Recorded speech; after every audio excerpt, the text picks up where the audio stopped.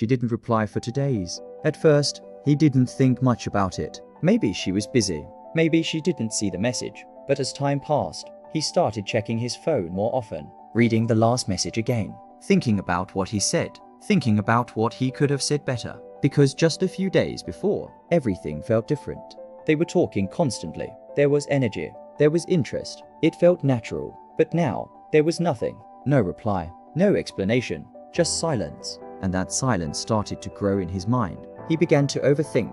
Maybe he said something wrong. Maybe she lost interest. Maybe he pushed too much. And without realizing it, his focus shifted completely from his life to her response. He checked his phone in the morning, during the day, at night, waiting, hoping, trying to understand. And after 2 days, he did what most men do. He texted again. Just something simple, trying to restart the conversation. But this time, the reply came. Short, cold, different, and he felt it immediately. Something had changed. And that's when the pressure started. He tried to keep the conversation going. He asked questions. He added energy. He tried to bring things back to how they were before. But the more he tried, the worse it felt. Because her responses became shorter, slow, less engaged. And now, he wasn't just talking to her. He was chasing. He was chasing the version of her he had before. And that changed everything. Because now, he was no longer relaxed. He was reacting, trying to fix something, trying to maintain something, trying not to lose something. And that pressure was visible, not in what he said, but in how he behaved. More available, more focused, more invested. And she felt it. Because attraction is not just about words. It's about emotional dynamics. It's about who is more affected, who is more invested, who is trying harder. And when that balance shifts, everything changes. So after a few more conversations like that, something happened. He stopped, not as a strategy, not as a tactic, but because he was tired. Tired of overthinking, tired of trying, tired of feeling like he was forcing something. So he pulled back. He stopped texting first. He stopped checking his phone every minute. He focused on his own life again.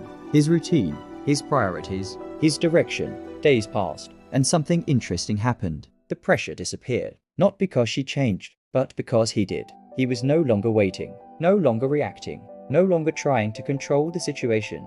And that changed his energy completely. He became calm again, present, grounded, the same way he was before he met her. And then, a few days later, his phone lit up. It was her, a simple message, nothing special, but different from before, because now, she was the one reaching out. And this is where most people misunderstand what happened. They think he stopped texting, so she came back. But that's not the full picture. What really happened is that the dynamic changed. When he was chasing, he was predictable, available, focused on her. And his attention had no uncertainty, no space, no tension.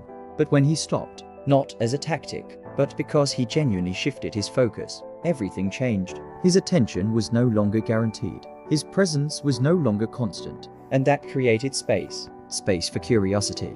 Space for her to feel his absence. Space for the dynamic to rebalance. Because attraction needs that space. Not games, not manipulation, but space. And when that space appeared, the interaction reset. But here is the most important part. When she came back, he didn't go back to who he was before. He didn't become reactive again. He didn't start chasing again. He remained grounded. He remained focused on his life.